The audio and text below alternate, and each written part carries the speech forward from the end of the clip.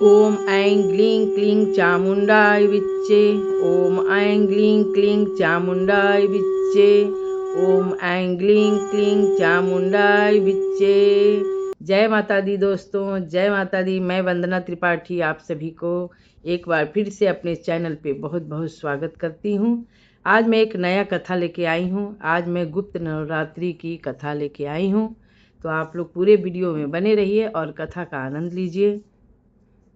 आज हम आपको सुनाने जा रहे हैं गुप्त नवरात्रि की पावन कथा, जिसका श्रवण और श्रद्धापूर्वक स्मरण करने से माँ भगवती की विशेष कृपा प्राप्त होती है। मान्यता है कि गुप्त नवरात्रि में की गई साधना, जप, तप और पूजा का फल अनेक गुना बढ़ जाता है। वर्ष में कुल 4 नवरात्रि आती है।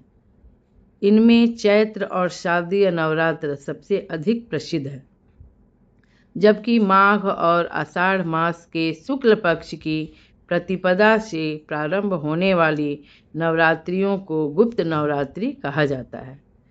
इन्हें गुप्त नवरात्रि इसलिए कहा जाता है क्योंकि इन दिनों की साधना सामान्य प्रदर्शन के लिए नहीं, बल्कि एकाग्रता, आत्मबल और माँ भगवती की विशेष कृपा प्राप्त करने के लिए की जाती है। तो दोस्तों, आप पूरे वीडियो में बने रहिएगा और पूरा कथा का स्मरण कीजिए। प्राचीन समय की बात है। एक राज्य में एक निर्धन किंतु अत्यंत धर्मपरायण ब्राह्मण रहता था।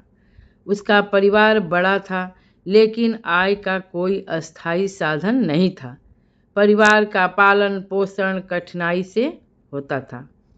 फिर भी वह प्रतिदिन देवी मंदिर देवताओं की पूजा करता और किसी भी परिस्थिति में अपने धर्म से विचलित नहीं होता था। एक दिन उसकी भेंट एक महान सिद्ध महात्मा से हुई। ब्राह्मण ने विनम्रता पूर्वक कहा, गुरुदेव, मैं चाहता हूँ कि मेरा परिवार सुखी रहे, मेरे जीवन के कष्ट दूर हों और मैं माँ भगवती की कृपा प्राप्त कर सकूं। कृपया मुझे ऐसा उपाय बताइए जिससे मेरा कल्याण हो। महात्मा ने उसकी श्रद्धा देखकर कहा, वत्स, यदि तुम पूरे विश्वास, नियम और भक्ति के साथ गुप्त नवरात्रि में माँ दुर्गा की उपासना करोगे तो 9 दिनों तक जप पाठ और व्रत करोगे तो माँ अवश्य प्रसन्न होंगी। ब्राह्मण ने उसी क्षण संकल्प लिया। गुप्त नवरात्रि प्रारंभ होते ही उसने घर की साफ सफाई की, कलश स्थापना की, अखंड दीप जलाया और प्रतिदिन माँ दुर्गा के 9 स्वरूपों की पूजा करने लगा।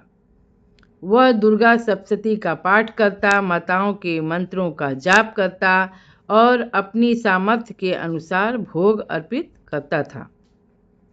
9 दिनों तक उसने पूरे मन, वचन और कर्म से माता की आराधना की।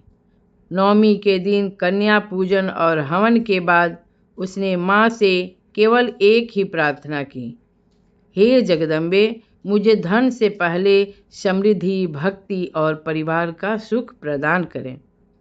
उसकी निष्काम भक्ति से प्रसन्न होकर माँ आदि शक्ति प्रकट हुई। उन्होंने कहा, वत्स, जिसने मुझे सच्चे मन से पुकारा है उसका कल्याण निश्चित है।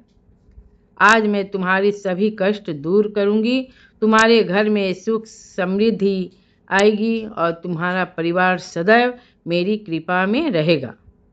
कुछ ही समय में ब्राह्मण के जीवन में सभी कठिनाइयां समाप्त हो गईं। उसके घर में अन्न, धन, सम्मान और सुख की वृद्धि होने लगी। उसकी ख्याति दूर दूर तक फैल गई।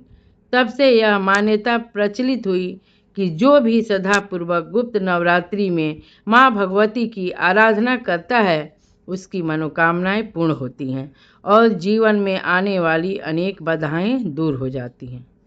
दोस्तों, अब मैं आपको बता रही हूँ गुप्त नवरात्रि का महत्व क्या है। गुप्त नवरात्रि आत्मशुद्धि, मन की एकाग्रता और देवी कृपा प्राप्त करने का विशेष अवसर है।